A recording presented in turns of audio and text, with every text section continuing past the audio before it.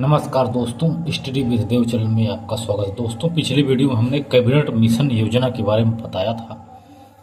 आज हम चर्चा करते हैं शाही नौसेना विद्रोह जो 1946 ईस्वी में हुआ था बम्बई के म्यूटनी में। इसके बारे में देखते हैं कि शाही जो नौसेना विद्रोह है ये क्या था। तो देखते हैं, ये अपना भारत है, ये है कराची, यहाँ है मुंबई, कोलकाता, विशाखापट्टनम, मद्रास। तो बम्बई के जो यहाँ तट है, यहाँ पर एक जहाज़ था जिसे कहते हैं, उस जहाज़ का नाम है तलवार, और एक HMIS नाम का एक सिग्नल संस्थान भी है इस जहाज़ के ऊपर। इसमें काफ़ी मजदूर सैनिक काम करते हैं और यह समुद्र में ही जहाज़ तैर रहा था। तो IMIS है, तो इसका मतलब यह था कि गैर कमीशन भारतीय अधिकारी स्वयं, गैर कमीशन भारतीय अधिकारी एवं सिपाही रेटिंग्स। इसका मतलब है यहाँ एक था गैर कमीशन भारतीय अधिकारी एवं सिपाही रेटिंग्स था यहाँ एक सिग्नल में जो वहाँ काम करता था। इन लोगों की शिकायत थी कि हम लोगों को जो खाना दिया जाता है वो बहुत ख़राब रहता है, खाने लायक नहीं रहता है, खोआ रहता है, गड़बड़ी उसमें रहती है, बड़ी दिक्कत होती खाने में, जिससे हम लोग बीमार हो जाते हैं। तो इस गैर कमीशन भारतीय अधिकारी एवं सिपाही रेटिंग ने इसका रेटिंग निकाला, आंकड़ा निकाला कि आंकड़ा के आधार पर उन्होंने शिकायत किया कि खराब भोजन की शिकायत की इन्होंने, सम्मानजनक कार्य की दशाएं आदि को इन्होंने निकाला, नस्ली भेदभाव की शिकायत की। अधिकारियों FM किंग ने नाविकों से जो नाव चलाते थे अभद्रता की एवं नस्ली टिप्पणी की। इस प्रकार से नौसेना विद्रोह होता, जो शाही नौसेना कहते हैं, जिसे शाही नौसेना विद्रोह फिर उसके बाद हो जाता है। इसके बाद BC दत्त रेडियो संचालन थे, ये रेडियो कारभार देखते थे BC दत्त। इन्होंने क्या किया, जहाज की दीवारों पर भारत छोड़ो लिख दिया, जिससे वहाँ बवाल मच गया और उनको BC दत्त को गिरफ्तार कर लिया गया। इसका परिणाम यह निकलता है कि 18 फरवरी 1946 को नाविकों ने हड़ताल कर दिया कि आप इनको गिरफ्तार कर लिए। इस बात को लेकर वे हड़ताल कर देते हैं और उन्होंने बाद में कुछ मांग रखते हैं, हमारी ये मांगे पूरी हो जाए तो हम आंदोलन बंद कर देंगे, ये हड़ताल हम बंद कर देंगे।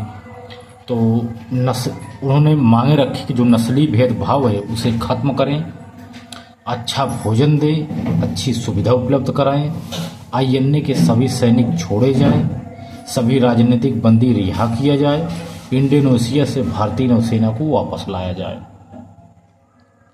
20 फरवरी तक हड़ताल चलती है और देशव्यापी यह हड़ताल हो गई थी।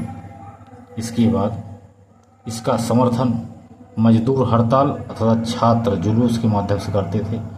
मजदूर हड़ताल, छात्र जुलूस के माध्यम से समर्थन करते हैं। इसके बाद क्या होता है, जब दमन देख लेते हैं तो एडमिरल गोल्डफ्रेड था, गोल्डफ्रेड सैनिक टुकड़ी लेकर आता है वहाँ और नौसेना को नष्ट करने की धमकी दी तथा सैनिकों ने आत्मसमर्पण कर दिया। जब अंग्रेजों ने इसकी धमकी दी तो सैनिकों ने आत्मसमर्पण कर दिया। आत्मसमर्पण में जैसे सरदार पटेल, मोहम्मद अली जिन्ना, इन दोनों के बीच में समझौता हुआ तो 23 फरवरी 1946 को दोनों ने आत्मसमर्पण कर दिया। इसका महत्व भी देख लेते हैं, जो शाही नौसेना विद्रोह, इसका महत्व है। अंग्रेजी राष्ट्र में भय व्याप्त हुआ, देश में राष्ट्रभक्ति की भावना जगी। अंग्रेज सोचने पर मजबूर हैं कि हमारी सेना हमारे हाथ में नहीं थी, इसलिए अंग्रेज भारत छोड़ने का फैसला किया। अंग्रेजों ने भारत छोड़ने का फैसला लिया, अब हम यहाँ नहीं रहेंगे। इसके बाद देखते हैं एक और योजना आती है जिसे कहते हैं माउंट बेटन योजना।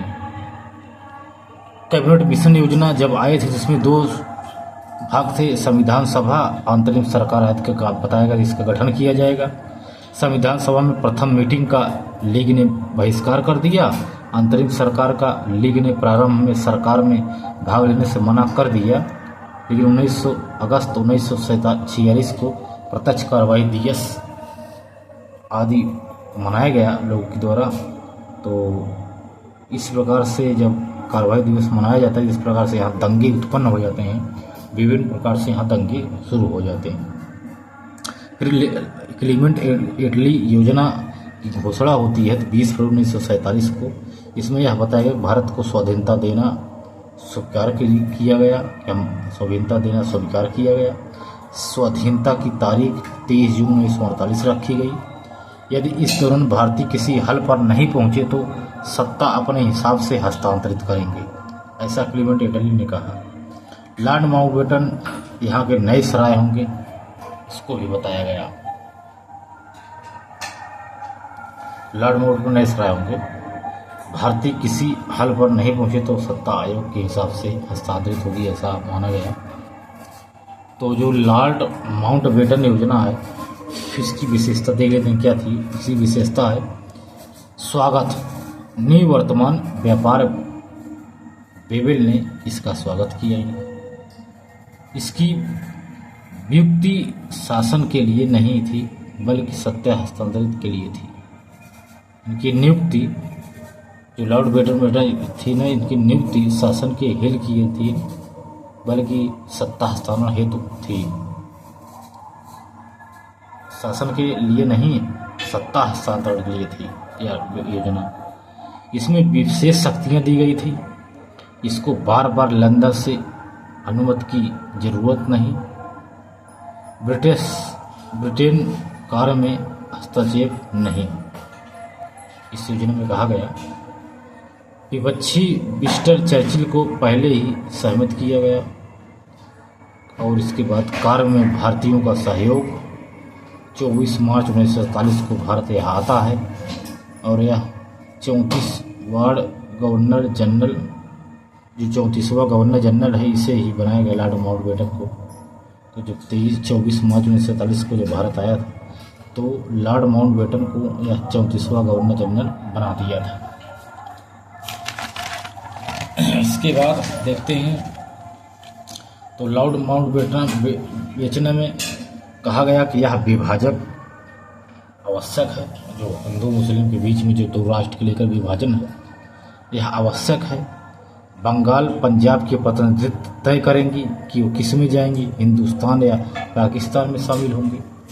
बंगाल में 2 टुकड़े, बंगाल के 2 टुकड़े भी मिल गए हैं कि बंगाल में 2 टुकड़े होंगे, ऐसा इस योजना में कहा कि जो मिले हुए हैं इसको 2 भाग में कर देंगे बंगाल के। एक कहेंगे पश्चिम बंगाल जो भारत में है, कहते हैं पूर्वी बंगाल जो पाकिस्तान और सिलहट या पूर्वी बलूचिस्तान में है। उसके बाद पंजाब के भी 2 टुकड़े किए गए, पश्चिमी पंजाब और पूर्वी पंजाब पाकिस्तान और भारत संबंधित था। सिंध ने पाकिस्तान के साथ, सिंध जो था पाकिस्तान के साथ रहा। असम का सिलहट जिला आदि या बलूचिस्तान भी जनमत है, जो सिलहट का असम का सिलहट क्षेत्र है या माउंटबेटन योजना से संबंधित है।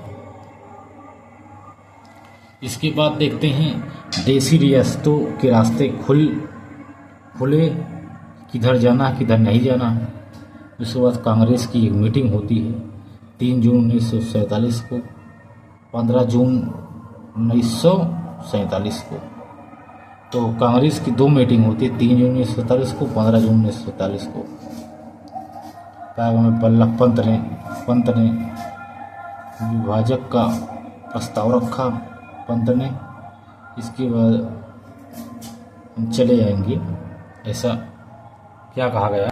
तथा सरदार पटेल और गांधी जी नेहरू जी के समर्थन में थे, इन्होंने समर्थन दिया नेहरू जी का। सरदार पटेल और गांधी जी ने खान अब्दुल गफ्फार खान ने डॉक्टर खान अब्दुल गफ्फार खान और डॉक्टर किचलू पुरुषोत्तम दास टंडन, मौलाना हफीजुर रहमान आदि ने इस पर विरोध किया, तो विरोध मत प्रकट किया, लेकिन बहुमत था, इसलिए प्रस्ताव जो था यह पारित नहीं हो पाया था। इसके बाद और एक देख लेते हैं, भारत का स्वाधीनता अधिनियम 1947 ईस्वी। तो इससे पहले देखते हैं रिवीजन की माउंट बेटन योजना लाया गया था, जिसमें 3 जून की इनकी घोषणा होती है, और यह एक विभाजन का समय था या एक स्वतंत्रता का समय था। माउंट बेटन योजना, जिसे डिग्गी वर्ल्ड प्लान भी कहते हैं, पहले सभी प्रांत स्वतंत्र कर दें, ऐसा इसमें कहा योजना में, पहले सभी प्रांत को स्वतंत्र कर दें, वे स्वयं निर्णय लें कि वे भारत में मिलेंगे या पाकिस्तान में मिलेंगे। अस्वीकृति, कुछ लोगों ने अस्वीकृति दिया और कहा कि हम बाल्कन प्लान भी नाम नहीं है हमारा, ऐसा इन्होंने कहा।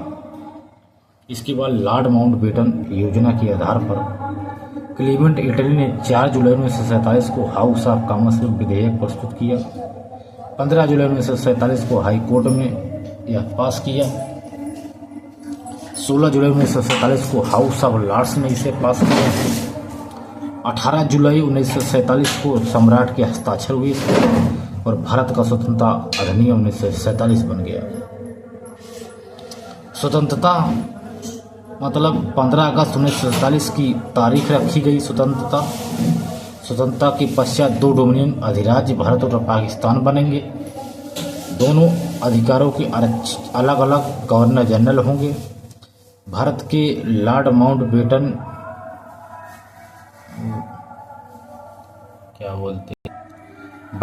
भारत के लॉर्ड माउंट बेटन जो थे उसे बने। पाकिस्तान के governor general Lord Mountbatten Bharat के बने। कहते नहीं 2 गवर्नर जनरल होंगे, दोनों अधिराज्यों में अलग अलग गवर्नर जनरल होंगे। तो भारत के लॉर्ड माउंट बेटन बनते हैं, पाकिस्तान के गवर्नर जनरल मोहम्मद अली जिन्ना बनते हैं। विभाजन माउंट बेटन योजना के अनुसार होंगे।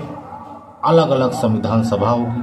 संविधान सभा ही मंत्रिमंडल, विधानमंडल यानी आदि होगी, और भारत सरकार अधिनियम 1935 के तहत शासन चलेगा, ऐसा इन्होंने डिसाइड किया। ब्रिटेन की संसद का नियंत्रण समाप्त हो गया। इस योजना के बाद जो लॉर्ड माउंट बेटन आया था, इससे ब्रिटेन की जो संसद था ना, इसका नियंत्रण समाप्त हो गया तथा भारत का सम्राट या भारत की सामरिक पद भी जो था उसे समाप्त किया गया। भारत के मंत्री का पद समाप्त किया गया। भारत पाकिस्तान सीमा निर्धारण के लिए 2 आयोग गठित किया गया था, जिसे पंजाब सीमा आयोग कहते, बंगाल सीमा आयोग। पंजाब सीमा आयोग 4 यानी 2-2 में था, उसके बाद बंगाल 4 था, 2-2 में था, यानी तो इसको बंटवारे के लिए एक वो बनती है जिसे अध्यक्ष सर सिविल रेडक्लिफ कहते हैं। तो एक रेखा निर्धारण किया गया इन्हीं के नाम से। सेना का विभाजन होगा।